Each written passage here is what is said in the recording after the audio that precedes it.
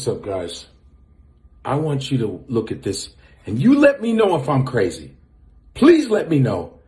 Maybe I don't understand the English language. Maybe I'm not reading between the lines. But you let me know if I'm not crazy, if this is some fuck shit that's happening right now. It's the wrong verdict, in my opinion. And I think that it's indicative of the fact that we now live in mob rule. This is mob rule society. I mean, this is based on the evidence that we saw, and this was polluted from start to finish. So to me, the most important element of this, which I found to be astonishing, was the fact that they never released the full police footage. They had it, they sat on it, they locked it down. It leaked months and months later after the riots, via the Daily Mail, I think. But when I watched the full tape, I was astonished that they didn't think to just at least add this context so that people understood, yes, this person was high out of his mind. He asked to be put on the ground. He was resisting arrest. Let's not forget what the media, what they did, the power they had in setting up this. Wait a minute. He asked to be put on the ground. He asked to be put on the fucking ground. He was resisting arrest with handcuffs behind him. This is what Candice Owens is saying. And I think she's in heaven right now because she's surrounded by a bunch of white men. But let's keep going. They did the power they had in setting up this narrative to begin with. First, the media said he was just getting his life together. Remember St. George? You guys remember St. George, right? He was just getting his life together. He had moved to Minnesota. Yes, he was, had been in prison in the past, but he was just helping the youth. And everyone was crying, and it was, oh my gosh, this man is, getting a second chance at life. And, maybe had the wrong ID or whatever it was using counterfeit bills, and somebody called the police, and then he was killed. He was brutally murdered on the basis of him being black. No indication.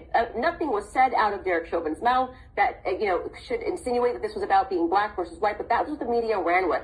And then they successfully hid every piece of evidence that would have transformed public opinion, right? Every piece of evidence that would have said, wait a second, there's more here. And they were upset when I released a video and just went over his track record, because it was clear to me, according to his track record, that it was very unlikely that a person that spends, approximately 9 prison stints, so he should die, was really just getting his life together after having served the last one. So, to me, I think the saddest part of this is that what we need to acknowledge is that right now, mob rules. The media creates the mob, and the mob rules, and that's what we all play out.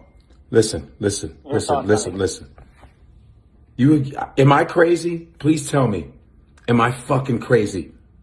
What the fuck is she talking about? Is she saying that he deserved to die just because he went in and out of jail, so he deserved to have a knee on his neck, miss? I don't know. Listen, I know you're saying, hey, some people say don't give Candice Owens any attention. Fuck that. What is up with some of these Negroes out here, man? On some real shit. Why would you say listen, I understand some of you black folks out there, I guess, you got to tap dance to a certain point. Fine. Fine. Okay, fine. You're trying to get a bag, cool. But at the expense of really a black man's death. Now, a black girl just got shot in the chest 4 times on some bullshit. We're dying out here and you're defending this kind of shit. I don't know. Sometimes I think Candice Owens is on point. I go, yeah, she just goes to, I need to find the black dude that hurt her feelings. I need to find the black people that hurt her feelings. Because she's suffering from PTSD, post-traumatic sellout disorder. Real shit. What the fuck is she talking about?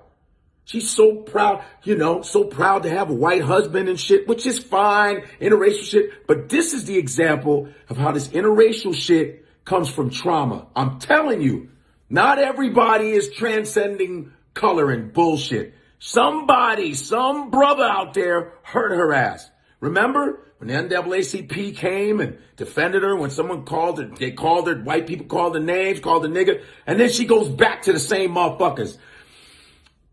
Please tell me if I'm crazy. I mean, she needs to be thrown in the trash. I'm sorry, man. I mean, I think this is more dangerous than white folks hating us, man. She hates herself, hates black folks, and hey, am I crazy? Am I crazy? Huh? Now she have a mixed baby. I hope your baby comes out with strong ass Nigerian hair, tight kinky hair, and a regular ass mixed face. I hope so. Because everybody, when they mix, they always think all their kids are going to come out beautiful. I hope yours comes out very regular with very, very tight Nigerian hair.